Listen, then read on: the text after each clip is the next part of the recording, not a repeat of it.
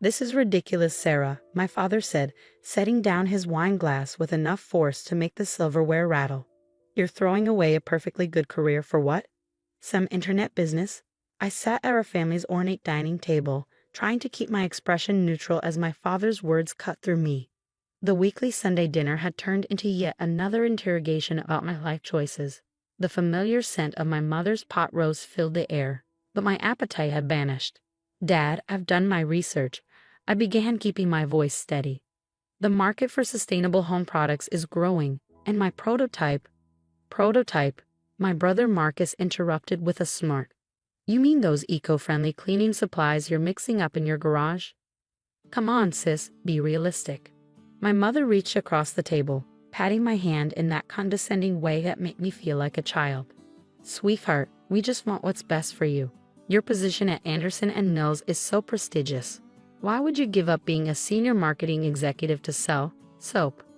I pulled my hand away, my fingers curling into a fist under the table. They didn't understand, or maybe they didn't want to understand. My little project was more than just cleaning supplies. I'd spent months developing a line of completely biodegradable household products that actually worked, something the market desperately needed. "It's not just soap, Mom," I said, fighting to keep the frustration out of my voice. "It's a whole line of eco-friendly household products. The formulas are unique. I've already filed for patents. And I'm not just selling them myself. I'm building a subscription-based platform." "Subscription platform?" My father scoffed, reaching for the wine bottle. "Sarah, you're 32 years old. It's time to be serious about your future. This little hobby of yours," he waved his hand dismissively, "it's cute, but it's not a real business." Marcus leaned back in his chair, that familiar smirk playing on his lips. "Dad's right, sis. Leave the entrepreneurship to people who know what they're doing. Stick to what you're good at, making PowerPoint presentations for real businesses." The jab stung more than I wanted to admit. Marcus had always been the successful one in our family's eyes. His job as an investment banker meant he could do no wrong, even though I knew half his success came from our father's connections. My mother jumped in again, her voice honey-sweet but her words sharp. "Your brother has a point, dear. Not everyone is cut out to run a business. There's no shame in that. And Anderson & Mills pays you so well." I pushed my plate away, my mother's perfectly cooked roast now completely unappetizing. "I've already given my notice," I said quietly. The silence that followed was deafening. My father's face turned that particular shade of red that always preceded one of his lectures. My mother's hand flew to her pearls, her signature move when she was about to express her disappointment.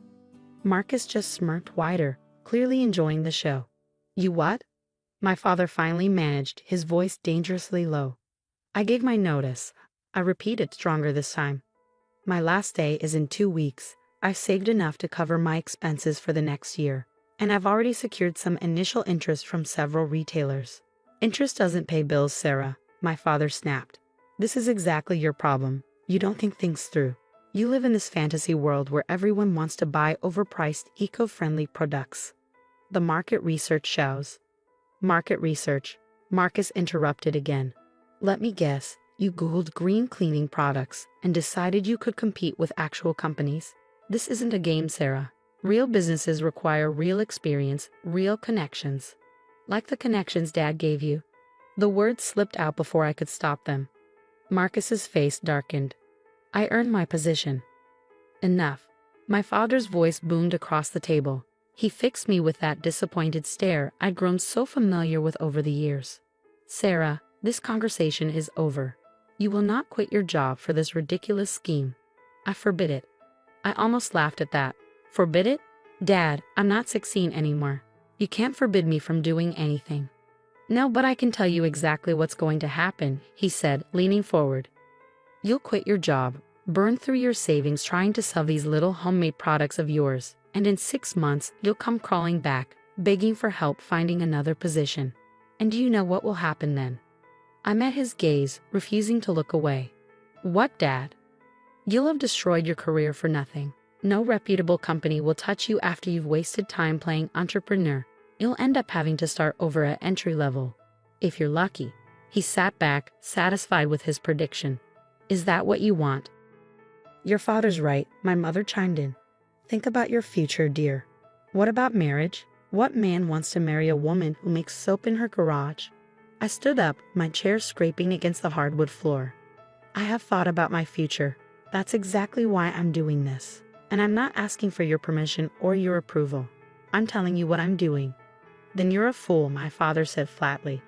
Don't come crying to us when this all falls apart. I won't, I replied, grabbing my purse. Because it's not going to fall apart. As I walked toward the door, Marcus called out, "Hey sis, when your little soap company fails, maybe I can hire you as my secretary." I didn't dignify that with a response. The sound of their laughter followed me out into the cool evening air. But I held my head high. They could laugh all they wanted.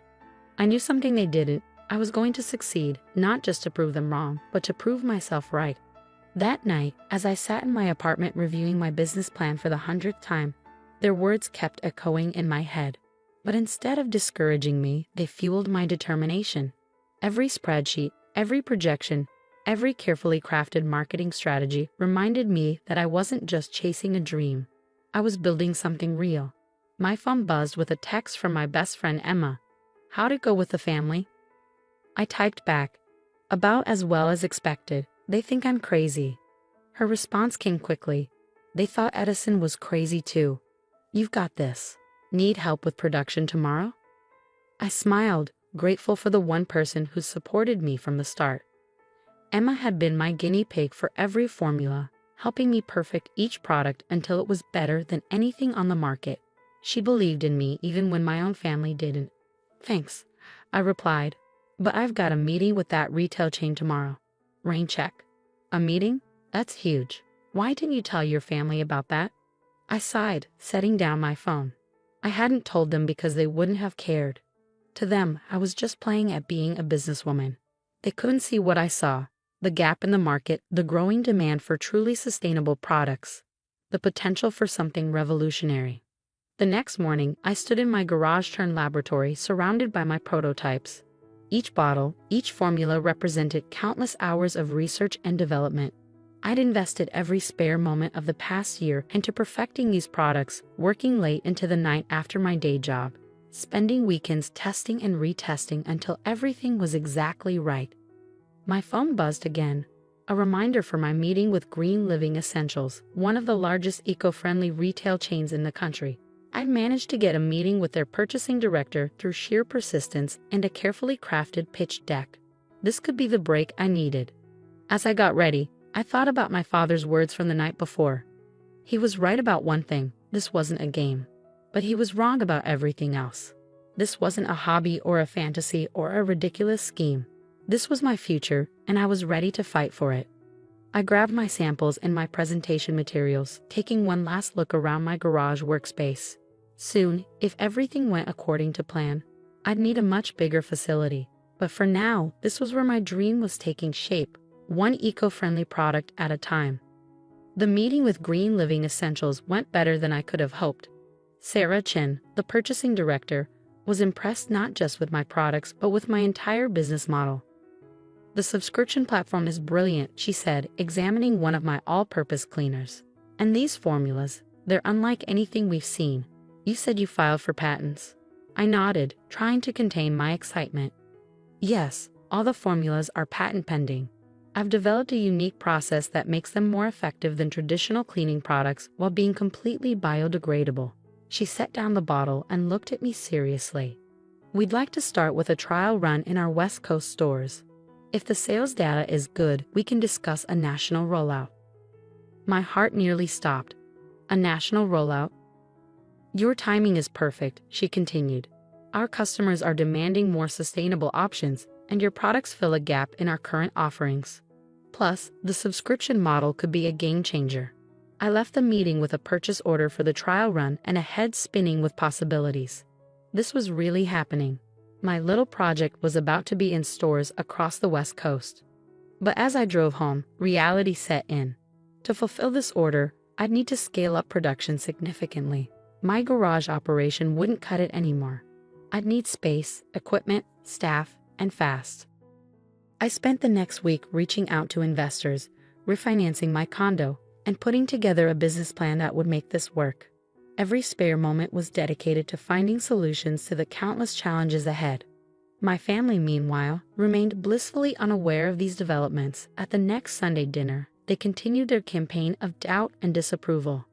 "Have you started looking for new jobs yet?" my mother asked, passing the salad bowl. "I heard Anderson and Nils already replaced you." "I'm a bit busy with other things right now," I replied vaguely, serving myself a small portion. Marcus snorted. "Yeah, busy making soap. How's that going, sis? Sold any yet?" I thought about the purchase orders sitting in my briefcase, about the meetings I had scheduled with potential investors, about the warehouse space I was negotiating for. But I said nothing. Let them think what they wanted. Soon enough, they'd see the truth. "Sarah," my father said, his tone serious, "it's been 3 weeks. This little experiment of yours has gone on long enough. It's time to face reality." I met his gaze across the table. "You're right, Dad. It is time to face reality. Just maybe not the reality you're thinking of." He opened his mouth to respond, but I was already standing up. "I need to go. I have an early meeting tomorrow." "A meeting?" Marcus laughed. "With who? Your soap bottles?" I grabbed my purse and headed for the door, their laughter following me once again. But this time, I was smiling. They had no idea what was coming. The next few months were a blur of activity. The warehouse space I found needed renovation to meet production standards. I hired my first employees, 3 production workers and a quality control manager. Emma quit her job to join me as operations director, believing in the company enough to take the leap with me. The trial run with Green Living Essentials was a massive success. Our products flew off the shelves and the subscription service gained traction faster than we projected. Customer reviews were overwhelmingly positive, with people raving about how well the products worked and how good they felt about using them. But scaling up wasn't without its challenges. There were countless sleepless nights, production issues to solve, supply chain problems to navigate. Every day brought new obstacles, but also new opportunities. I threw myself into every aspect of the business, learning as I went. When our first batch of labels arrived with errors, I stayed up all night reprinting them myself. When our initial shipping system proved inadequate, I spent a weekend coding a better solution. Every problem was a chance to prove my father wrong, to show that I could handle real business. Through it all, I kept quiet about our progress. My family assumed my silence meant failure, that I was too embarrassed to admit they were right. At Sunday dinners, they'd stopped asking about the business directly, instead making pointed comments about job openings they'd heard about. "Jennifer's daughter is hiring at her consulting firm," my mother mentioned one evening. "She said she'd be happy to look at your resume." I pushed my food around my plate. "That's nice, Mom, but I'm good." "Good," my father scoffed. "You're working out of your garage selling homemade cleaning products." "That's not good, Sarah. That's denial." If only they knew about the warehouse, the employees, the sales figures that exceeded even my optimistic projections. But I kept quiet. The time wasn't right yet. Then came the call that changed everything. Green Living Essentials wanted to roll out our products nationally immediately. They were willing to invest in our expansion, offering a deal that would value the company at over $5 million. I sat in my office, my real office, not my garage, staring at the contract. $5 million. The number seemed surreal, but the validation wasn't just in the money, it was in knowing that I'd been right. My little project wasn't just succeeding, it was thriving. That Sunday, I drove to my parents' house for dinner with a copy of the contract in my bag. As usual, the conversation revolved around everyone else's successes. Marcus's latest deal, my cousin's promotion, my mother's charity work. Finally, my father turned to me with that pitying look I'd grown so tired of. "Sarah, your mother and I have been talking. We think it's time for an intervention." I raised an eyebrow. "An intervention?" "This has gone on long enough," he continued. "You're not a businesswoman, Sarah. You're a marketing executive. A good one. And you're throwing away your career for this soap-making hobby." Marcus chimed in. "We're worried about you, sis. This isn't healthy, pretending you're some kind of entrepreneur." I looked around the table at their concerned faces, so certain they knew what was best for me. For a moment, I considered walking away again, letting them continue in their ignorance. But no, it was time they knew the truth. I reached into my bag and pulled out the contract, sliding it across the table to my father. "Before you continue with this intervention, you might want to read this." My father picked up the contract, his reading glasses perched on the edge of his nose. I watched as his expression shifted from condescension to confusion to disbelief. His hands started trembling slightly as he turned the pages. This can't be right, he muttered, looking up at me. $5 million. Marcus nearly choked on his wine. What? My mother's hand flew to her pearls. What are you talking about? Green living essentials, I said calmly, taking a sip of my water. They're rolling out my products nationally. This contract values my company at $5 million. They're investing in our expansion. The silence that followed was deafening. Marcus snatched the contract from our father's hands, his eyes scanning the pages frantically. This has to be a mistake, he said.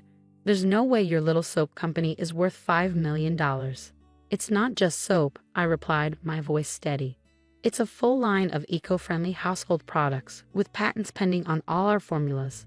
We've been in their West Coast stores for months now. The sales numbers exceeded all projections.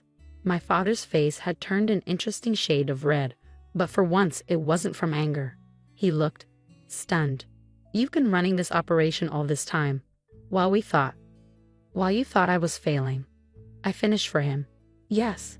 I have a warehouse, employees, a complete production facility. We're shipping thousands of units a week, and our subscription service has over 10,000 active members. My mother's mouth opened and closed several times before she found her voice. But why didn't you tell us? I looked at her steadily. Would you have believed me? You all made it pretty clear what you thought about my little project. Marcus was still staring at the contract, his banker's brain probably calculating the numbers. This is legitimate, he said finally, his voice small. This is a real valuation from a major retailer. Of course it's legitimate, I said, taking the contract back. Everything I've done has been legitimate. Not that any of you bothered to ask. My father cleared his throat, clearly struggling to find words. Sarah, we didn't. Didn't what, Dad? Didn't think I could succeed. Didn't believe in me? Didn't think I was capable of running a real business. I kept my tone level. But years of dismissal and mockery fueled my words. We were worried about you, my mother interjected. We just wanted you to be secure, to have a stable career. I laughed, but there was no humor in it. No, Mom. You wanted me to stay in my safe, comfortable box. You couldn't imagine that I might be capable of more than that. Now, Sarah, my father started, his authoritative tone creeping back in. There's no need to be bitter. We were just trying to protect you. Protect me? I raised an eyebrow. From what? Success? Independence? The satisfaction of building something meaningful. Marcus finally found his voice again. Come on, sis. You have to admit this was a long shot. Nobody could have predicted. You're right. I cut him off. Nobody in this family could have predicted it, because none of you believed in me. None of you even tried to understand what I was building. I stood up, gathering my things. The expansion deal closes next week. I have a lot of work to do. Wait, my father said, standing up as well. Sarah, please, let's talk about this. Maybe I could help with the negotiations, or... Now you want to help? I shook my head. I've handled everything else on my own. I think I can manage this too. As I walked toward the door, my mother called out. Sarah, don't go. We're celebrating. Let me open some champagne. I turned back to face them. Celebrating what, Mom? The success you mocked? The dream you dismissed? The work you belittled? No, thank you. I'll celebrate with the people who believed in me from the start. The drive home that night was surreal. For months, I'd imagined the moment I finally showed my family what I'd built, but the reality felt hollow. Their shock and sudden interest in my success couldn't erase years of doubt and dismissal. When I got home, I found Emma waiting on my doorstep with a bottle of champagne. Well, she asked, grinning. How'd it go? I unlocked the door, letting us both in. About as well as you'd expect. They're shocked. Dad's trying to take control. Mom wants to celebrate like she supported me all along. And Marcus can't believe his little sister out-earned him. Emma popped the champagne, pouring us each a glass. And how do you feel? I thought about it as I sank into my couch. Validated, I guess. But also sad. I don't know. I thought proving them wrong would feel better than this. Because deep down, you wanted them to believe in you, not just your success. Emma said softly. She was right, of course. All those Sunday dinners, all those dismissive comments, all the laughter and mockery. I told myself I was above it, that I didn't need their approval.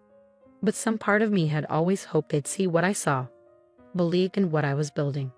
The next week was a whirlwind of activity. The expansion deal required countless meetings, legal reviews, and planning sessions. My father called daily, leaving messages about his contacts who could help with the negotiations. Marcus suddenly wanted to discuss investment opportunities. My mother told all her friends about her daughter, the successful entrepreneur, conveniently forgetting how she dismissed my business as a hobby. I ignored most of their calls, focusing instead on my team, the people who believed in the vision and worked alongside me to make it reality. We were scaling up operations, hiring more staff, and planning our national rollout. Success was bringing new challenges, but for the first time, I felt truly confident in my ability to handle them. Then came the day of the contract signing. I arrived at the Green Living Essentials headquarters early, dressed in my best suit, ready to take my company to the next level. To my surprise, I found my entire family waiting in the lobby. "What are you doing here?" I asked, stopping short. My father stepped forward, looking uncomfortable in a way I'd never seen before. "Sarah, please. Let us be here for this. I was wrong. About everything." I crossed my arms. And he continued, his voice catching slightly, "I've never been more proud of anyone in my life. What you've built, it's extraordinary. Not because of the money, but because you did it your way, despite everything we said." My mother was crying quietly, dabbing at her eyes with a handkerchief. Marcus looked at the floor, shuffling his feet. "Sarah," my mother said, "we know we can't take back what we said, how we treated your dreams. But please, let us share this moment with you. Let us celebrate who you are, not who we thought you should be." I looked at them, really looked at them. My father, his usual confidence replaced by genuine remorse. My mother, her perfectly composed facade cracking with emotion. Even Marcus, his arrogance gone, replaced by what looked like respect. For a moment, I considered turning them away. They hadn't earned the right to share this triumph. But then I thought about what success really meant. It wasn't just about proving them wrong. It was about being bigger than their doubt, stronger than their dismissal. "Okay," I said finally, "you can stay, but understand something. This is my moment, not yours. I built this company without your help or support, and I'll continue to run it my way." My father nodded solemnly. We wouldn't expect anything else.